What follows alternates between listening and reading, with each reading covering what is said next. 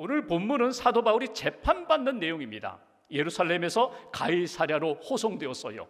그리고 벨릭스 총독 앞에서 재판을 받는 과정 가운데 유대인들이 그리고 로마의 사람들이 바울을 어떻게 보고 있는가, 그리고 바울이 스스로 생각할 때 나는 어떤 사람인가, 믿음의 정체성을 확인하고 내가 해야 할 일이 무엇인가, 오늘 사도 바울이 증언하는 내용을 통하여, 고백하는 신앙 고백을 통하여 다시 한번 나는 어떤 사람인가, 나는 무엇을 해야 되는가, 무엇을 의지해야 되는가 다시 한번 확인하시고 예수의 사람으로, 복음의 사람으로 다시 한번 굳게 세워지시기를 주님의 이름으로 기원합니다.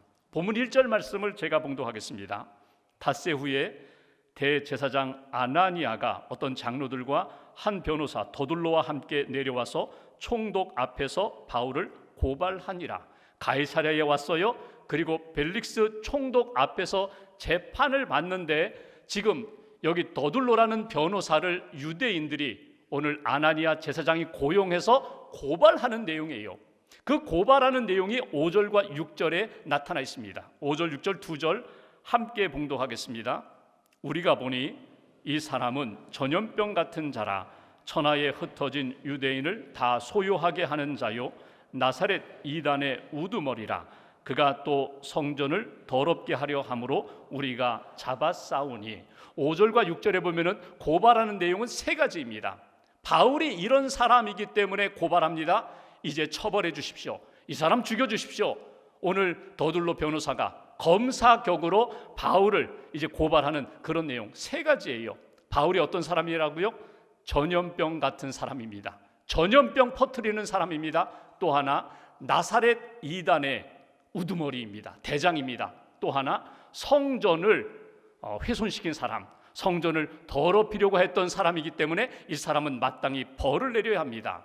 오늘 이 세 가지 내용은 유대인들이 바라볼 때의 사도 바울의 문제라고, 사도 바울이 잘못한 것이라고 이렇게 지적하는 내용인데, 거꾸로 돌아본다면 하나님 앞에서 우리 그리스도인들은 세상 속에서 어떻게 살아가야 되는가, 특별히 믿음이 없는 사람들, 어둠 가운데 있는 사람들 앞에 우리 그리스도인들은 어떤 모습으로 나타나야 하며 예수 그리스도의 증인이 되어야 하는가. 첫 번째로 이렇게 고발합니다. 이 사람은 전염병 같은 사람이다. 왜 전염병이라고 했을까요?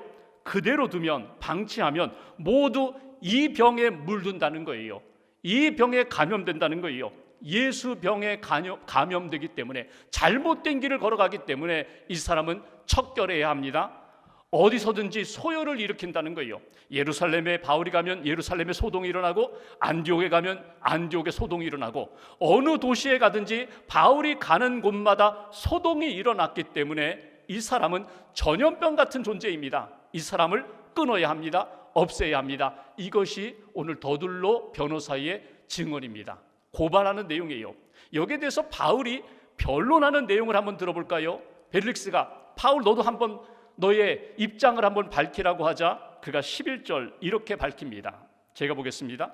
당신이 아실 수 있는 바와 같이 내가 예루살렘에 예배하러 올라간 지 열 이틀밖에 안 되었고, 제가 예루살렘에서 큰 소동을 일으켰다고 하는데 예배하러 올라간 지 열 이틀, 10일밖에 되지 않습니다. 이 짧은 기간에 제가 무슨 소동을 일으켰단 말입니까?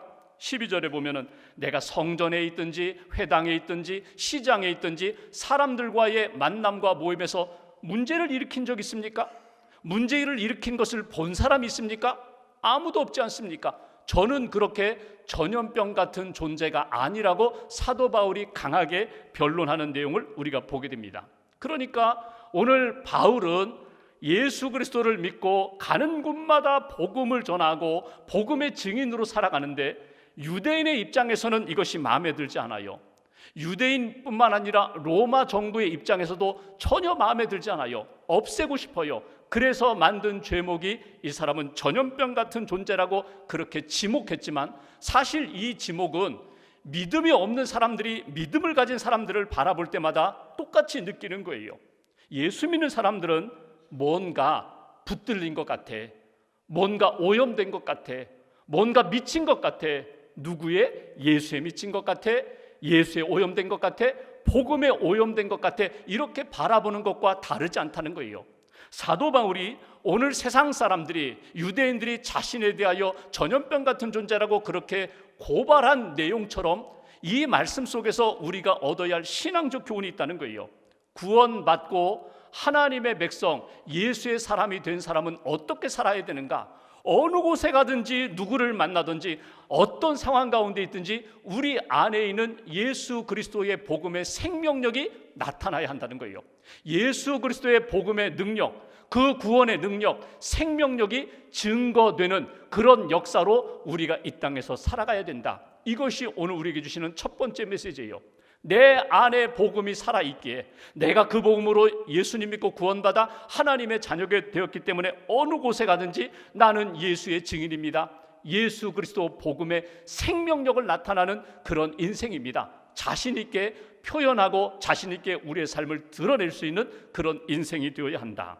여러분, 예수의 복음은 구원의 복음입니다. 생명의 복음입니다. 사랑의 복음입니다. 회복시키는 복음입니다. 예수 그리스도의 복음을 만나면 삶이 변화되게 돼 있어요. 내가 변화되고 내가 만나는 사람들을 변화시키는 그런 역사로 나타나게 된다는 거예요. 마치 무엇과 같이? 전염병과 같이. 우리가 코로나 시대를 겪어봤잖아요. 코로나 바이러스가 얼마나 무서운지, 얼마나 전파력이 강하고 파괴력이 있는지 우리가 다 경험해 봤잖아요. 여러분, 전염병의 특징이 무엇입니까? 나 자신의 의사와는 관계없이 그 병은, 그 바이러스는 점점 퍼져나가게 돼 있어요. 아무리 내가 감추고 내가 꾸미려고 내가 안 그런 것처럼 꾸며도 내 안에 있는 전염병은 점점 퍼져나가게 돼 있어요. 동시에 상대방의 의사와 관계없이 불가항력적으로 그들도 물들게 되어 있어요. 나는 괜찮아 장담할 사람 없어요. 그리고 나중에 보면은요, 전파자나 그 전염병 옮긴 자나 똑같아집니다. 똑같은 증상을 앓게 돼요. 사도 바울을 보십시오. 바울이 예수로 전염되니까 가는 곳마다 예수를 전파하는 거예요. 예수를 전염시키는 거예요. 그리고 믿음의 사람이 세워져서 바울과 똑같은 믿음의 사람들 모이게 되고 교회가 되고 하나님 나라가 세워지는 그런 역사. 바울은 그것을 알고 있었습니다. 내가 어느 곳에 가든지 예수만 전하면 돼. 예수의 복음만 증거하면 생명의 열매가 나타나게 돼. 이것을 바울도 알았고 유대인들도 알았다는 거예요. 그래서 여기서 차단해야 합니다.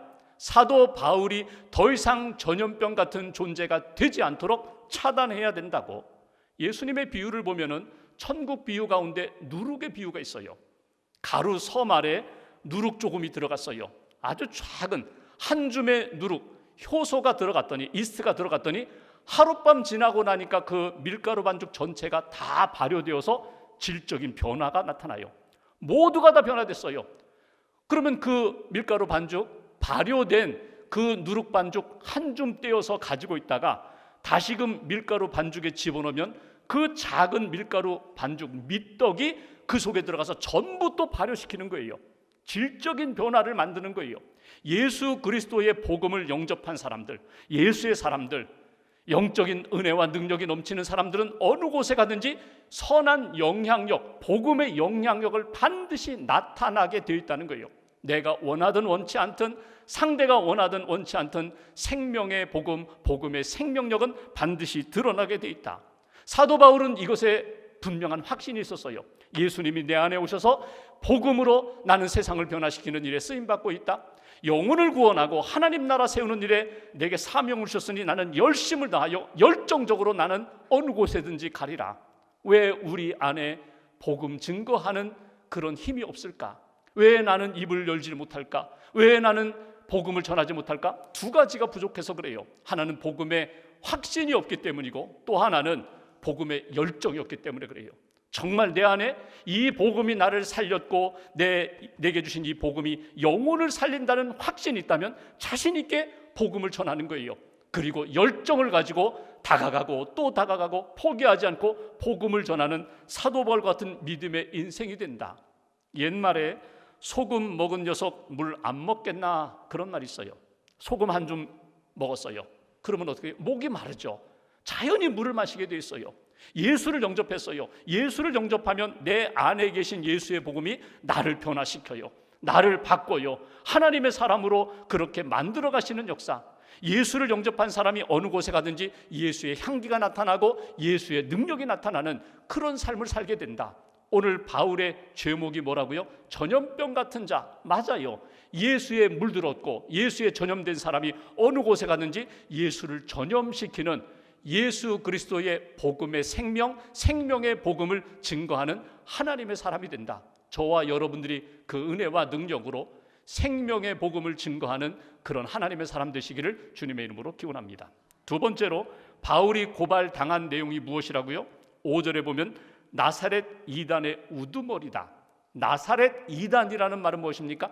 나사렛 예수를 믿고 추종하는 사람들, 유대교의 입장에서 보면은요, 예수교, 예수 믿고 따라가는 사람들은 이단이에요.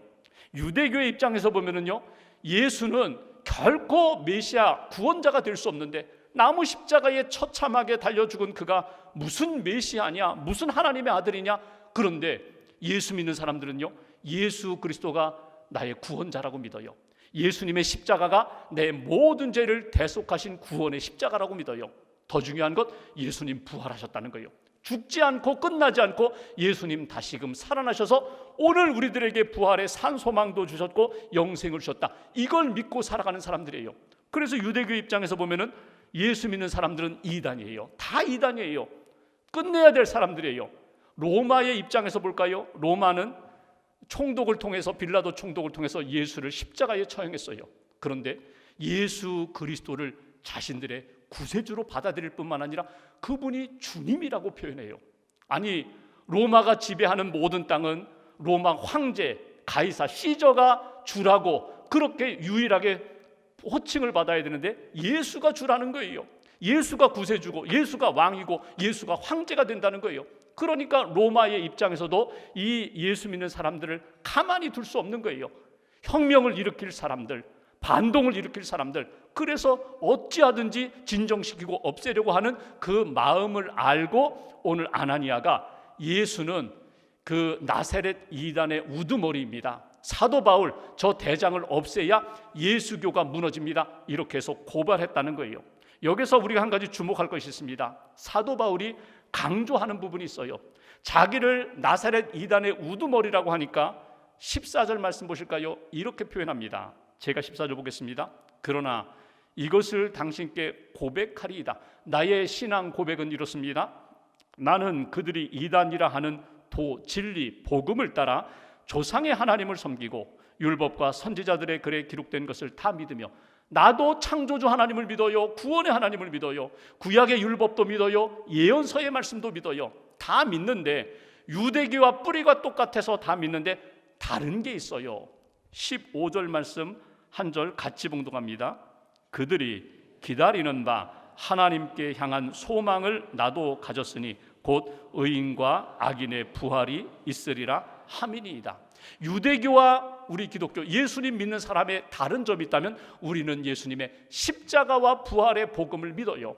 예수님의 십자가로 구원받은 것, 예수님이 부활하셔서 우리에게 부활의 산 소망을 주시고 우리도 마지막 날 예수님처럼 신령하게 부활할 것을 우리가 믿는다고. 이 믿음이 무엇이 문제냐고, 이 믿음이 무엇이 잘못이냐고, 이것이 사도 바울이 강하게 어필하는 내용이에요. 여기서 중요한 것이 있어요. 그건 뭐냐면 바울의 중심에 무엇이 있느냐 하는 겁니다.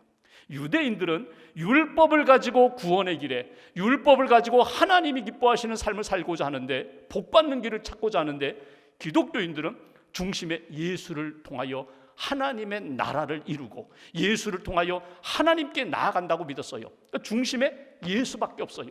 예수의 복음이 살아있기 때문에 나는 어떤 고난과 핍박 가운데서도 나는 믿음의 길을 가겠습니다. 이게 사도 바울의 중심에 있는 내용이거든요.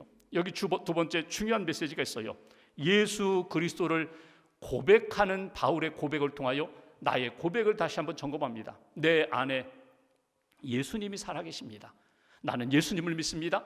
우리는 예수 그리스도를 중심으로 살아가는 하나님의 사람들입니다. 이 고백이 바울 중심 가운데 살아있었고 오늘 우리의 중심에도 예수에 대한 믿음의 고백, 예수님의 십자가와 부활에 대한 복음이 살아있어야 된다는 거예요. 예수로 충만하면 모든 것을 감당할 수 있어요. 예수로 충만하면 하나님이 기뻐하시는 믿음의 길을 걸어갈 수가 있다. 여기 나사렛 예수라고 표현했는데 예수님의 별명이죠. 예수라는 이름은 많이 있었는데, 구세주 예수라는, 여호수아라는 이름은 많이 있었는데 나사렛 출신 예수, 사실은 지명이에요. 근데 이 나사렛이라는 말이 그 구약 히브리어 넷제르라는 말과 연결되거든요. 넷제르라는 말은 뭐냐면 올리브 나무 뿌리에서부터 이렇게 연결된 가지가 이제 열매를 맺으려고 해요. 이 가지를 넷제르라고 해요. 그러니까 예수 그리스도는 하나님, 뿌리 되시는, 근원 되시는 하나님으로부터 이 땅에 오셔서 우리로 하여금 생명의 열매, 구원의 열매를 맺게 해주시는 하나님이 보내신 그리스도라는 거예요. 여러분, 나사렛 예수라는 이 말이 사도 바울이 다메섹에서 주님 만날 때에 주님이 스스로 표현하신 말씀이에요. 사울아 사울아 내가 어찌하여 나를 박해하느냐? 주님 누구십니까? 나는 내가 박해하는 나사렛 예수다. 사도행전 22장 8절 말씀, 내가 나사렛 예수다. 그 표현이 뭐예요? 내가 나사렛 출신 예수다라는 의미도 되지만 내가 그리스도야, 너를 구원할 사람이야, 이 땅을 구원한 그리스도야. 이게 나사렛 예수라는 표현이에요.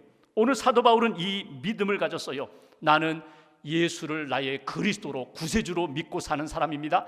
내 안에는 예수가 있기 때문에 예수의 모습이, 삶이, 향기가 내 삶에 이렇게 드러나게 된다는 거예요.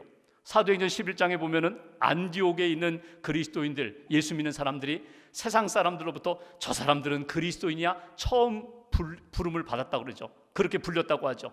그래서 그리스도인이라는 이름이 이제는 예수님 믿은 모든 사람들의 대명사가 됐어요. 처음에 안디옥에서는요, 그리스도인이라는 그 호칭은요 사실 그렇게 좋은 호칭은 아니에요. 우리말로 번역하면 예수쟁이, 예수에 미친 사람, 예수밖에 모르는 사람, 그게 예수를 그리스도로 믿고 따라가는 사람들이라는 호칭이 되어버렸는데 지금 우리의 호칭이 됐어요. 여러분, 우리가 그리스도인입니다. 그리스도인인데 내 안에 예수가 살아있지 않다면, 예수를 나의 그리스도 구세주로 믿지 않으면 껍데기 크리스찬이에요. 형식만 남는 크리스찬이에요. 진짜 내 안에 예수가 충만하고 예수의 복음이 충만하고 예수님이 나의 그리스도입니다, 이 믿음이 분명하다면 어느 곳에 가든지 예수 그리스도인다운 삶으로 나타난다는 거예요. 우리의 머리는 누구신가? 오직 예수. 어떤 상황에도 변함이 없는 오직 예수. 예수가 머리가 되시고 중심이 되시고 나는 그의 백성입니다, 자녀입니다, 나는 그의 종입니다. 이것이 사도 바울이 고백하는 자기 신앙의 정체성입니다. 마지막 한 가지를 더 볼까요? 바울이 고발당한 내용 6절 다시 한번 읽겠습니다. 6절 함께 봉독합니다. 그가 또 성전을 더럽게 하려 함으로 우리가 잡았사오니. 유대인들이 말하는 거예요. 더둘러가 고발하는 거예요. 사도 바울이 성전을 더럽게 하려 했기 때문에 우리가 잡았다, 우리가 이제 벌 주려고 한다, 우리가 없애려고 한다. 여러분, 유대인의 입장에서는요, 사도 바울이 마치 성전을 훼손한 것처럼, 모독한 것처럼 그렇게 여겼어요. 왜냐하면 이방인을 데리고 성전까지 갔다는 이유 때문에 그래요. 여기에는 배경이 필요합니다. 여러분, 사도 바울이 이 이방인 사람, 에베소 출신의 드로비모를 이렇게 성전, 이방인들이 갈 수 있는 성전들에 데리고 간 적이 있거든요. 그것을 사도 바울인 그곳에서 하나님에 대해 설명하고 성전에 대해 설명하고 예수에 대해 설명하고 어떻게든지 이 이방 사람을 예수의 사람으로 만들고 구원받은 믿음의 사람으로 만들고자 하는 따뜻한 뜨거운 사랑이 있었을 거예요. 그런데 이것을 오해한 거예요. 이방인을 유대인들만 가는 성전들 안으로 이끌어갔다, 성전을 모독했다. 근데 바울이 변명합니다. 변론을 합니다. 17절 말씀 보십시오. 이렇게 변론합니다. 여러 해 만에 내가 내 민족을 구제할 것과 재물을 가지고 와서 사랑의 헌금, 구제 헌금을 가지고 예루살렘에 왔고 성전에 올라갔습니다. 가서 18절 보시면 내가 결례를 행했습니다. 정결 예식도 내가 행했습니다. 모임도 소동도 없고 성전에서 내가 어떤 성전을 모독한 일이 없습니다. 바울은 자신 있게 말해요. 여러분, 바울이 이렇게 자신 있게 말하는 내용이 뭐냐면, 여러분, 성전 하면 보통 이렇게 얘기하죠. 예수님이 십자가 지실 때에 성전의 휘장이 찢어져서 이제는 지성소 성소의 구분이 없다, 누구든지 은혜의 보좌 앞으로 나아갈 수 있어. 이게 예수 믿는 사람들의 복음이었거든요. 그러니까 유대교인 입장에서는요, 이게 마음에 안 드는 거예요. 아니, 성전은 지성소가 있고 대제사장이 1년에 한 번 들어갈 수 있는 지성소가 있고 제사장들만 들어가는 성소가 있고 유대인, 그것도 남자들만 가는 유대인 뜰이 있는데, 성전 뜰이 있는데, 아니 이것 구분 없이 누구든지 믿음으로 은혜의 보좌 앞에 지성소까지 갈 수 있다고? 이건 말이 안 돼. 이게 유대인들이 가지고 있는 생각인데 바울이 이방인을 데리고 여기 성전까지 들어왔다? 이거는 있을 수 없는 일이다. 이렇게 해서 고발한 거거든요. 근데 바울의 마음은 무엇입니까? 오늘 하나님께서 예수님을 통하여 우리에게 은혜를 주셨는데 이제는 유대인이든지 이방인이든지 남자든지 여자든지 세상에서 볼 때에 의롭다고 부르는 사람이든지 죄인이든지 누구든지 은혜의 보좌 앞에 예수님 의지하여 나아갈 수 있는 거야. 오늘 한 사람, 여기 이방 사람, 이 사람이 어떻게 해서든지 예수님 만나고 예수의 은혜 가운데 구원받기를 원하는 뜨거운 마음이 사도 바울 가운데 있었던 것처럼 오늘 세 번째 우리에게 주시는 메시지는 이것입니다. 내 안에 한 영혼을 품고 정말 사랑하는 마음이 있는가? 사랑으로 섬기고자 하는 그런 자세가 있는가? 바울에게는 그것이 있었는데 이방 사람 한 사람을 어떻게든지 구원하여 하나님의 자녀 삼고자 하는 뜨거운 사랑이 있었는데 내 안에 그 사랑이 있는가? 오늘 우리도 바울처럼 한 영혼 한 영혼을 사랑으로 섬기는 하나님의 사람이 되어야 한다. 이것이 세 번째 주시는 메시지예요. 성경을 읽다 보면은 디모데후서 4장 20절에 이 드로비모에 대해서 이런 이야기를 합니다. 드로비모는 병들어서 밀레도에 두었다. 그냥 잠깐 예수를 소개한 것으로 끝나지 않고 그 영혼에 대하여 삶에 대하여 관심을 갖고 있습니다. 이제는 몸이 아프거나 병들었다. 그러면 요양하기 쉬운 밀레도에 머물면서 잘 회복되기를 위하여 나는 기도한다. 관심을 갖고 있다. 바울은 감옥에 갇혀 있으면서도 끝까지 한 영혼을 가슴에 품고 섬기는 믿음의 모습이 나타났다는 거예요. 여러분, 우리 안에 한 영혼을 품는다, 사랑한다, 섬긴다, 복음을 전한다. 한두 번 하고 끝내는 것이 아니라 주님이 그 복음의 역사를 이루실 때까지 낙심하지 않고 복음을 전하는 거예요. 바울이 오늘 가이사랴에서 재판을 받는데 무려 2년 동안 벨릭스 총독이 결정을 내리지 않나요? 아니, 죄인이면 죄인이라고, 아니면 로마 황제에 그냥 호송하면 되는데 결정을 하지 않아요. 그런데 바울의 모습을 보십시오. 낙심하지 않아요. 원망하지도 않아요. 아, 내가 왜 예루살렘에 왔지? 내가 왜 여기 가이사랴까지 붙들려 왔지? 내가 그때 잘못 선택한 거야? 후회하지도 않아요. 나는 하나님의 사람이기에 나를 여기 보내셨으면 끝까지 주님이 나를 사용하실 거야. 주님이 나를 붙드실 거야. 이 마음 가지고, 이 믿음 가지고 끝까지 주의 길을 걸어갔다는 거예요. 기독교 2000년 역사를 보면은 가장 어려운 때에, 어두운 때에, 질병으로 인하여 모두가 다 신음하는 그때에 믿음의 사람은, 예수의 사람은 예수님 붙잡고 그 어두운 곳으로 들어갔고, 병든 곳으로 들어갔고, 아픈 곳으로 들어갔어요. 그리고 그들을 위하여 기도하고 그들과 함께 예수에 대한 꿈과 소망, 믿음을 가지고 주님 앞에서 살아갔던 것을 보게 됩니다. 우리 한국 기독교도 마찬가지예요. 처음 전염병이 돌 때에 선교사님들이, 외국에서 온 선교사님들이 아무도, 가족도 들어가지 않는 그 전염병이 있는 그 집안에 들어갔어요. 복음 들고 들어갔어요. 그리고 심지어 죽어가는 그 영혼들을 위해서 예수를 전하고 예수 믿고 천국 가시라고, 천당 가시라고 그렇게 복음을 전했던 것이 우리 초대교회, 우리 땅에 왔던 선교사님들, 처음 믿었던 예수님의 그리스도인들의 사람들이에요. 여러분, 그분들의 별명이 있어요. 믿지 않는 사람들이 예수님 믿는 사람들을 향하여 이렇게 표현했습니다. 예수쟁이는 우리와 달라. 예수쟁이는 우리와 달라. 뭔가 달라. 저들은 우리처럼 살지 않아. 저들은 바보처럼 사는 것 같지만 저들에게는 기쁨도 있고 평안도 있고 확신도 있고 소망도 있어. 예수쟁이는 달라. 그렇다면 여러분, 오늘 예배드리면서 오늘 우리가 점검해야 할 것이 뭘까요? 어디서부터 다시 시작해야 될까? 아, 내가 복음을 전파하라고 했는데 나 자신 없는데, 나 그렇게 못하는데 어디서부터 시작해야 될까? 예수로 충만하게 채워지는 것부터 시작하는 거예요. 예수님을 고백하고, 예수님 내 안에 계십니다. 나 예수님 의지합니다. 예수님을 의지하면서 살겠습니다. 내 안에 중심에 주님 오시옵소서. 그리고 영혼을 바라볼 때에 뜨거운 사랑으로 기도하면서 다가가는 거예요. 그리고 내 입술로, 내 삶으로 예수를 전할 때 하나님이 기뻐하시는 구원의 열매를 우리가 거두게 된다. 하나님이 구원 역사 가운데 오늘도 나를 부르고 계시고 나를 사용하고 계십니다. 주님 의지하며 오늘도 또 한 주간도 예수로 승리하는 하나님의 사람, 복음의 증인들 되시기를 주님의 이름으로 기원합니다.